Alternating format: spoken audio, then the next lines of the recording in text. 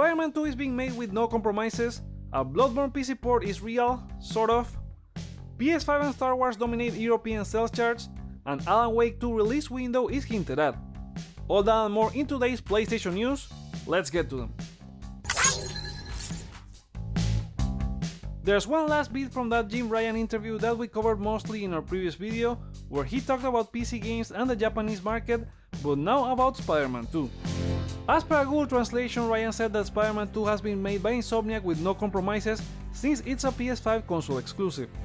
The developer is making the effort to maximize the technical capabilities of the game without having to worry about last-gen hardware, unlike Miles Morales. Recently, Horizon Burning Shores was praised technically by Digital Foundry for being focused only on PS5, as it improved the title over the original PS5 release, so expect Spider-Man 2 to look superior, no pun intended. There's not much left to go for us to discover since the game should be featured on Wednesday's PlayStation Showcase. There's some sad news to share regarding Santa Monica and art director Ralph Grassetti, who has left the studio after working there for over a decade. Grassetti, who besides working on God of War is also known for his reinterpretation of Smash Bros. Characters, shared the news in a Twitter thread on Friday. He said leaving was bittersweet, but above all he was overwhelmed with gratitude for the countless opportunities he's been fortunate to have, as Sony has been his second home, and he is also immensely grateful to have been so deeply involved with God of War. He will be sharing news on his next role this week. Departures are often seen as a sign of trouble at the studio, but this case is far from that. And you can see how someone can have new aspirations after working in a place for more than 10 years. We wish the best of luck to Raph and thank you for the amazing work on God of War. Next, a Bloodborne PC port is real, but before you get excited, it doesn't mean a remaster is about to be announced. Game modder Lance McDonald jumped to Twitter to explain a recent finding that screenshots of oil arms on the Bloodborne fandom wiki were shared by From Software artist Marcos Domenech, who used a Windows build. McDonald further explained that artists use that version to work, but most use an early build, while Domenech used the full retail version of Bloodborne running on PC. One of the things McDonald pointed out is the screenshots are named SPRJ Win64, the file name format used when capturing screenshots from the debug menu on the PC version. Again, this doesn't mean the game will launch for PC, but it sucks to know that an improved version exists, and we may not see it launch. Sony announced on Friday it will be discontinuing its PlayStation video service from Blu-ray players and smart TVs on July 16. Any content you have from the service will not be playable in either of those devices, but you can still watch it on PS5 or PS4.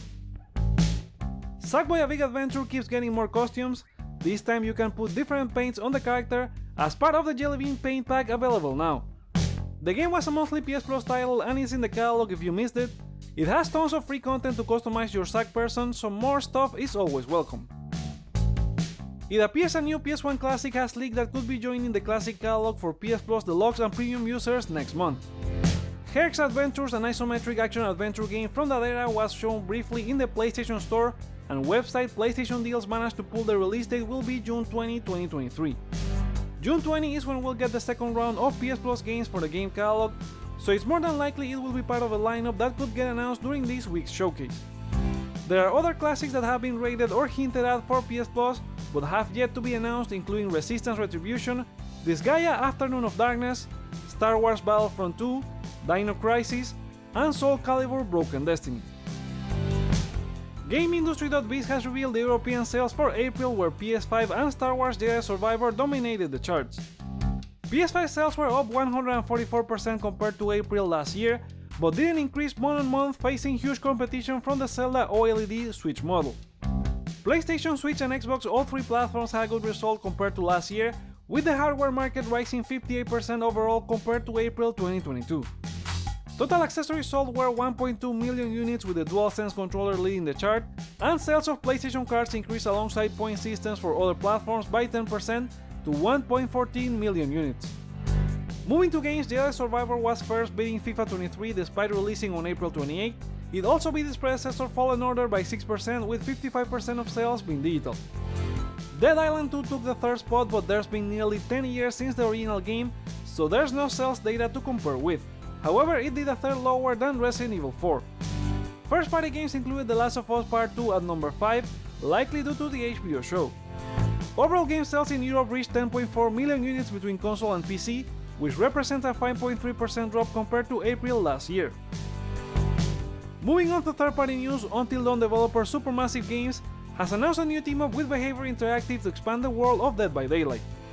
The studio will be making a new single-player interactive story game that brings an intense narrative experience filled with powerful life or death choices set within the backdrop of Dead by Daylight. Supermassive Games' upcoming lineup also includes the next game in the Dark Pictures series Directive 8020. Behavior on their end also announced that subsidiary Midwinter Entertainment will be making a new 4 vs 1 multiplayer PvE game with themes of greed and lust. Plus, the franchise will be getting a feature film adaptation in the future and a comic book that will launch on digital and physical in early June. Game designer Cliff Bleszinski has given an update on Lawbreakers after he started looking around to see who had the ownership of the IP. He said that he has a friend who is interested in the revival of the game and has his lawyer negotiating with Nexon, the current owner of the IP. So it seems things are moving up for that game to come back. THQ is also set to make a comeback for wrestling games with AEW Fight Forever. Despite the game having its own troubles, it appears a release date is now set.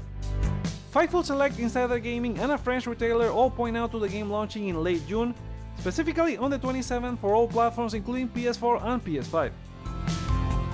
A game we have seen very little of outside of its reveal and Remedy's hollow updates during every fiscal call is Alan Wake 2, and its voice actor has apparently spilled the beans on the game's release window. Voice actor Matthew Proeta, who does the titular character, was recently in an interview at the Monster, Madness and Magic podcast and said the game is supposed to be out in October. Plus, soon a new trailer will be coming out and he's very amazed at the game, indicating it's really scary. Alan Wake Remastered was revealed during a State of Play in September 2021, so with the showcase and Summer Game Fest coming up, there's plenty of chance we'll see that trailer soon. Last week we saw the announcement trailer for Mortal Kombat 1, and while we wait for the gameplay reveal, it seems Amazon Italy has leaked the first set of DLC characters. Combat Pack 1 includes 6 playable characters with Quan Chi, Omni-Man, Ermac, Peacemaker, Takeda and Homelander, plus 5 cameo fighters with Tremor, Johnny Cage, Chameleon, Mavado and Farah, plus the Jean-Claude Van Damme skin for Johnny Cage. The DLC will be sold separately and comes included in the premium and collector's editions of the game. And those are the PlayStation stories for today.